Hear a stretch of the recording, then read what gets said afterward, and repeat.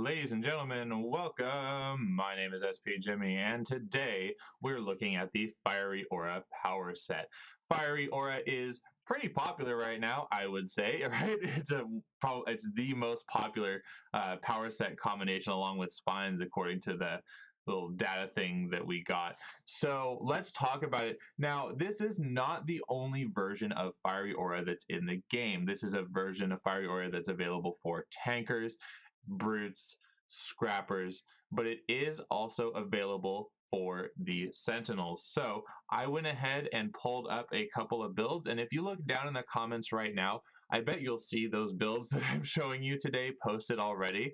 One of them is going to be for a scrapper, a fire, blaze, whatever scrapper, and then the other one is a fire, fire sentinel. And there's some differences between the Sentinels and their power set, but we'll get to talk about those as we go through here. But just know that the Sentinels aren't represented here online where I'm looking at this, so we have to stick to what we see here, but that the build is to make up for that. So a lot of guides on this channel. If you haven't already, hit that subscribe button so that you are always kept up to date. And with Fiery Aura, let's get into it. You can engulf yourself in protective flames. Fiery Aura offers superior resistance to fire damage, but weak resistance to cold damage and no protection to knockback. Fiery Aura is the most offensive of the defensive power sets, offering some damage output. Now, a couple of things there. No knockback means it's more difficult in general world PvE content, right? Because they have knockback. It's easier in AE because you're the Archetypes Entertainment, because you can set up the enemies to be exactly who you want them to fight, right? And you have, while getting maximum resistance and defense that any other armor set could have, you are also getting like all this offensive power in burn, in blazing aura, which Sentinels don't get blazing aura. They get a plus damage buff all the time, and we have to look at that as well. They also don't get fiery embrace. Instead, they get like a second heal. They get like cauterized self or something. We'll look at that.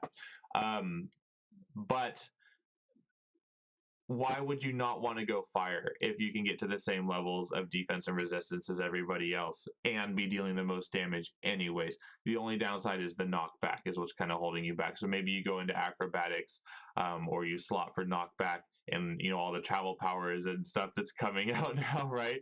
With force of will and all that. Why don't you go ahead and slot some of those extra travel powers with the blessing of the Zephyr, chance for minus knockback, so it helps you out. But that aside, and also like all the other potential ones that we could be getting, gadgetry, utility belt experimentation. I have a full video talking about all of those power sets, but they all come with a form of travel power that would help with the knockback resistance that we're seeing here. So I think fire is going to be in a pretty good spot coming up with all that travel powers available. So at level 1, and you're probably going to get most of these at least while you're leveling, but there's a couple of them that you can drop when you get to 50. So you want Fire Shield and Blazing Aura both. Fire Shield is a toggle self-resistance to smash, lethal, fire, cold, and disorient. And Blazing Aura is a toggle player-based area of effect, minor damage over time, fire. You want both of them. And for Healing Flames, as your tier 3, it's a self-heal and plus res to toxic click. Temperature protection, and when you go for Healing Flames, just go for heals. Don't worry about the res to toxic. That's not what you're after from it. Just spec it up for heals. Temperature protection is your tier 4. It is an it's auto self-res to fire and cold, minus recharge, minus speed, and minus jump. That's all resistances that you're gaining there.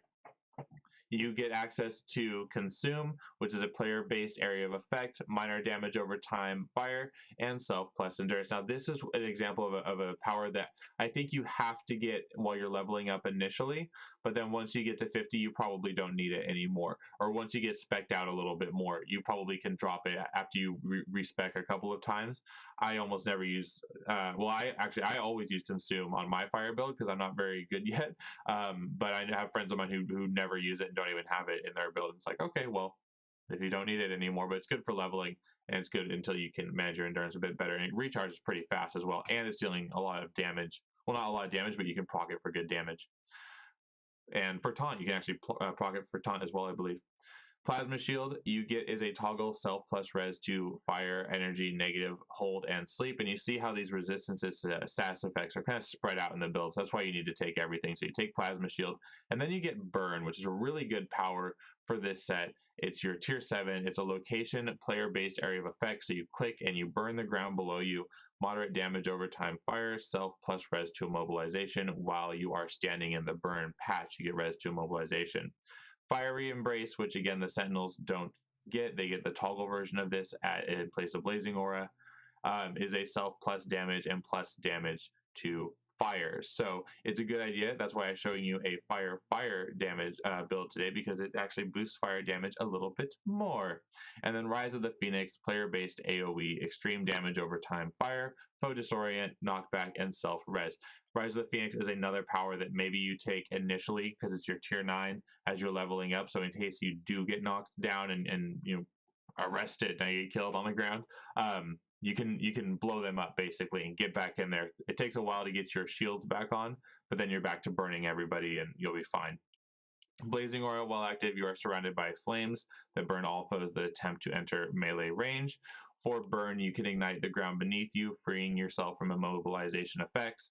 Foes that enter the flames you leave behind will take damage. You must be near the ground to activate this power, and you can get the recharge up to basically have perma burn pretty easily. Maybe double burn if you're lucky. Consume, you can drain body heat from all nearby foes in order to replenish your own endurance. The more foes affected, the more endurance gained. Foes suffer minimal fire damage, and you can do endurance modification stun on that as well if you wanted from the efficacy adapter. Fiery Embrace significantly boosts the damage of all of your fire attacks for quite a while. Also increases the damage of all of your non-fire based attacks for a short while. But this Fiery Embrace is going to make burn do more damage, and if you have any other in your Blazing Aura, and if you have any other fire in your build, such as a secondary or primary, it's going to add to that damage more so than it would for another type of damage. Fire Shield, while this power is active, it gives you a good resistance to lethal smashing and fire damage. Fire Shield also provides minimal resistance to cold damage, as well as protection from disorient effects, which is very valuable. And you can take resist sets and resist procs. Healing Flames, you can concentrate for a few moments to heal yourself. The power of the flames can also protect you from toxic damage for a while, and that gives you resist damage and healing and absorb set categories. Plasma Shield, while the power is active, you are surrounded by pure plasma. This shield gives you resistance to energy, negative energy, and fire damage. Plasma Shield also gives you protection from sleep and hold effects, and just straight resistance. And then for the Rise of the Phoenix, if you are defeated, you can rise from the ashes. The fiery resurrection blasts nearby foes with an explosion and knocks them down and disorients them. You will revive with half of your hit points and endurance, and leaves you invulnerable for a short amount of time, and you get protected XP dead. But it says it knocks them down. No, no, no, no, no. It knocks them back. So you have to slot that for knockdown, please. Oh no, you can't, can you? You have to put the overwhelming force proc in there, please. Keep it on knocked down. Or I don't know if we can put sudden acceleration in that, but it needs to be not knocking them back, because it's really annoying to do that. You want them just down on the ground for a minute. Temperature protection gives you strong resistance to fire damage, some resistance to cold damage as well as some resistance to slow effects. This power is always on and costs no endurance. It takes resist sets, so you can even throw a proc or two in there as well. So let's look at the builds.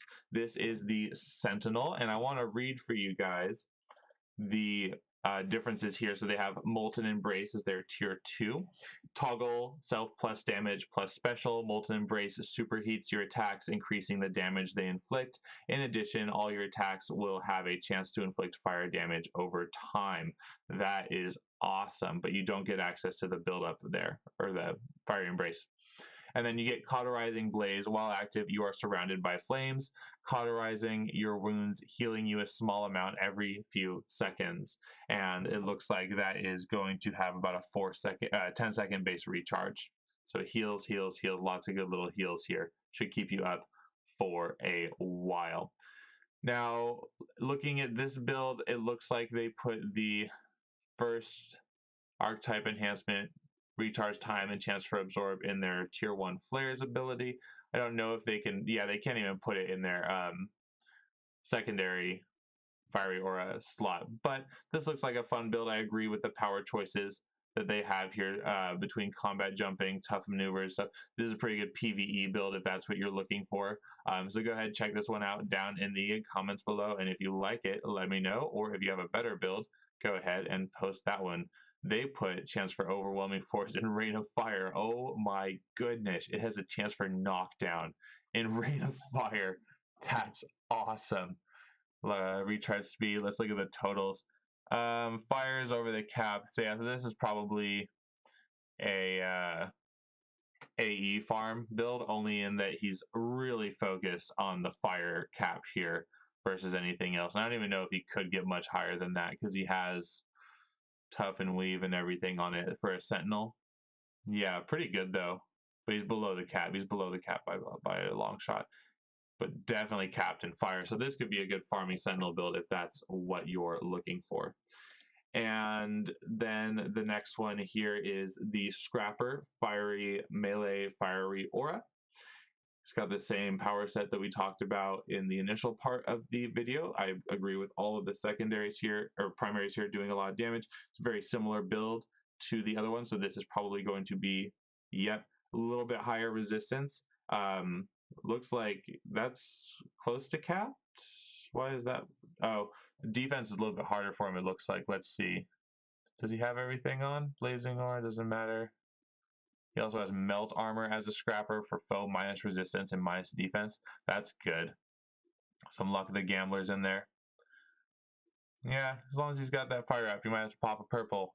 But it looks like it would be good in AE as well.